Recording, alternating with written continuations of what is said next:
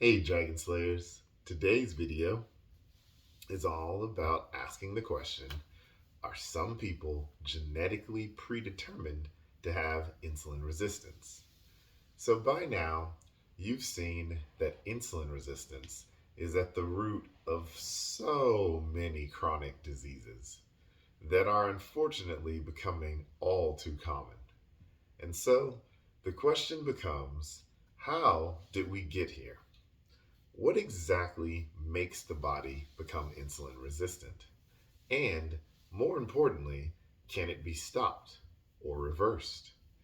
Considering how common insulin resistance has become, researchers have devoted substantial attention to understanding how it develops.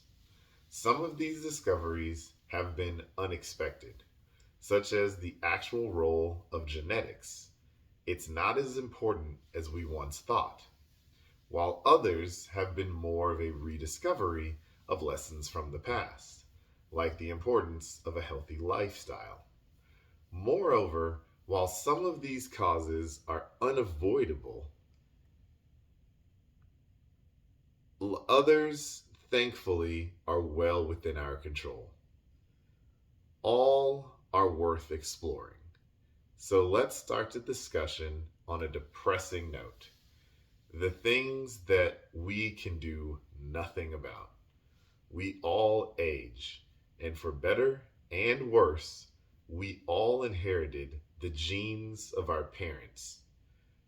The intention in this section is not to discourage, but rather, I want to make you keenly aware of the factors that are beyond your control, so that my main hope is that you'll be much more determined to make changes that you can control really count. So let's start with genetics. Another reason to be frustrated with our parents.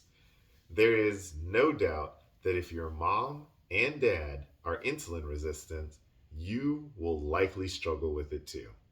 In a study of insulin resistance in early teenage children, children with at least one parent with insulin resistance were themselves more insulin resistant, with fasting insulin levels roughly 20% higher than levels in children who had parents with no insulin resistance.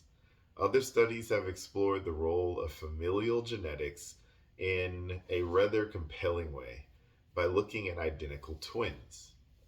As you'd expect, individuals who are genetically the same, but who might be raised in different homes, have a very high likelihood of developing similar health problems, including insulin resistance. Importantly, genetic mutations that cause insulin resistance are very rare. These account for approximately 5% of all cases of type 2 diabetes and even fewer cases of prediabetes and insulin resistance. For the rest of us who have garden variety insulin resistance, which is the vast majority of cases, our genes are not as important as what we do with them. The old battle between genetics and environment, nature versus nurture. In other words, it's one thing to have genes that might increase the likelihood of developing insulin resistance, but it's another thing to put those genes into the wrong lifestyle. Our daily decisions, no matter our daily decisions matter at least as much as our genetics, as we'll see in the next series of videos. So, one thing that I have learned through all of my years of health research is that you can't pick your genes, but you can choose how your genes are expressed. And so, what's really interesting is that you can have a person that has a genetic predisposition to develop, say, breast cancer. So, they've got the genetic markers of breast cancer. But that doesn't mean that you will get breast cancer.